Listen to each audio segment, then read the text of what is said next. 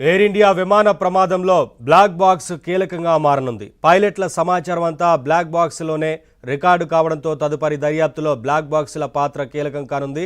ప్రమాద స్థలంలో black box దొరికితే ఫోరెన్సిక్ ల్యాబొరేటరీస్ లేదా ఎయిర్క్రాఫ్ట్ యాక్సిడెంట్ ఇన్వెస్టిగేషన్ బ్యూరోకు పంపి డేటాను రికవరీ చేసి డీకోడ్ చేస్తారు. ఫ్లైట్ టేకాఫ్ అయిన కొద్దిసేపటికే పైలట్లు మేడే కాల్ ఎందుకు చేశారో తెలుసుకోవడానికి ఈ బ్లాక్ బాక్సులు ఉపయోగపడుతున్నాయి. అయితే ఈ ప్రక్రియ పూర్తి కావడానికి కొద్ది రోజులు లేదా వారాలు పట్టవచ్చని నిపుణులు చెబుతున్నారు.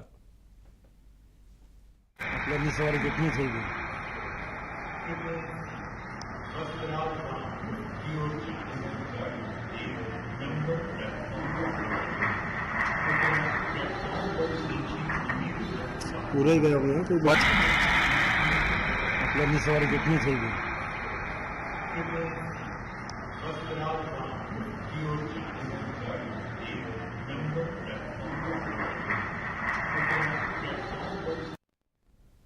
ప్రమాదానికి ముందు విమానంలో ఏం జరిగింది అనేది second to second information black బాక్సులు రికార్డ్ చేస్తాయి. సాధారణంగా ప్రతి కమర్షియల్ ఫ్లైట్లో 2 బ్లాక్ బాక్సులు ఉంటాయి.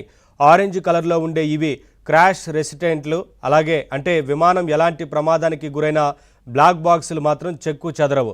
ఆ విధంగా వాటిని తయారు చేస్తారు. పేలుడు, అగ్ని ప్రమాదం, water pressure, high speed crashes వంటి వాటిని ఇవి తట్టుకుంటాయి.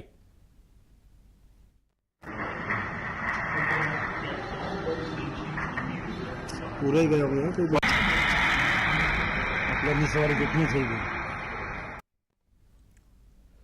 పైలట్ మాటలు, రేడియో ట్రాన్స్మిషన్స్, వార్నింగ్ అలార్మ్స్ వంటి సమాచారాన్ని కాక్పిట్ వీడియో రికార్డర్ క్యాప్చర్ చేస్తుంది.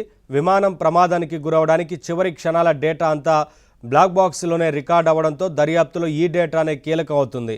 25 గంటల సమాచారాన్ని సిబిఆర్లు స్టోర్ చేసుకుంటాయి. ప్రపంచవ్యాప్తంగా జరిగిన మేజర్ ఫ్లైట్ క్రాష్లకు గల కారణాలను తెలుసుకోవడంలో ఇవి కీలక పాత్ర పోషించాయి. తాజా ఎయిర్ ఇండియా విమాన ప్రమాదంలో కూడా ఈ బ్లాక్ బాక్స్ కీలకం కానుంది.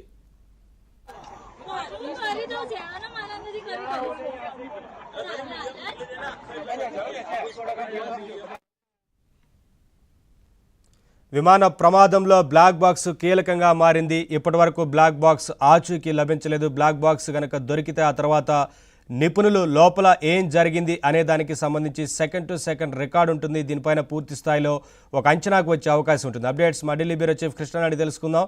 కృష్ణ, సతీష్. ఎస్ నవీన్, ప్రమాదానికి అత్యంత గల కారణాలు ఏంటి? ప్రమాదంలో 241 మంది మృతి చెందడం కూడా అత్యంత సీరియస్గా కేంద్ర ప్రభుత్వం తీసుకుంది. మరోవైపు ప్రధాని మోదీ సైతం కూడా అహ్మదాబాద్లో పర్యటించారు. ఆసుపత్రిలో ఉన్న క్షతగాతులతోనే మాట్లాడడం జరిగింది. అదేవిధంగా మెడికల్ కాలేజీకి సంబంధించిన విద్యార్థులతో కూడా ప్రధాని మోదీ కాసేపు హాస్పిటల్లో వారందరితోని పరామర్శించి వారి నుంచి కొన్ని వివరాలు అడిగి కూడా తెలుసుకోవడం జరిగింది. ఇక మరోవైపు అటు బ్రిటిష్ హై కమిషన్కి సంబంధించిన అధికారులతో పాటు ఎయిర్ ఇండియాకి సంబంధించిన ఎండీ సైతం కూడా ఎండీ CEO క్యాంబెల్ విల్సన్ కూడా ప్రమాదం జరిగిన స్థలాన్ని పరిశీలించారు. ప్రస్తుతానికి వారు హాస్పిటల్కి చేరుకొని క్షతగాతులతోని పరామర్శించడం, వారికి సహాయ సహకారాలు అందిస్తామని కూడా హామీ ఇవ్వడం కూడా జరిగింది. మరోవైపు ఇక ప్రధాని నేరుగా కాసేపటి క్రితమే అహ్మదాబాద్లోని సర్దార్ వల్లభాయ్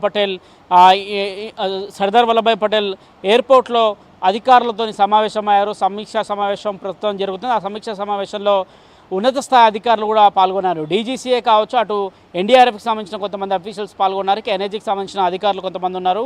నిన్న రాత్రి ఎనర్జీ ఇప్పటికే ఒక బ్లాక్ బాక్స్ను కూడా విమానం నుంచి సేకరించింది. ఎక్కడైతే విమానం పేలుడు దాటికి కుప్ప కూలిపోయిందో, ఎక్కడైతే దాని శకలాలు ఆ శకలాల నుంచి సంబంధించిన వెనుక భాగము మెడికల్ కాలేజ్కి సంబంధించిన బిల్డింగ్లో విమానానికి సంబంధించిన వెనుక భాగం మెడికల్ కాలేజీకి సంబంధించిన బిల్డింగ్ నిర్మాణంలో చిక్కుకొని పోయిన శకలాలను కూడా మనం ప్రస్తుతం చూస్తున్నాం.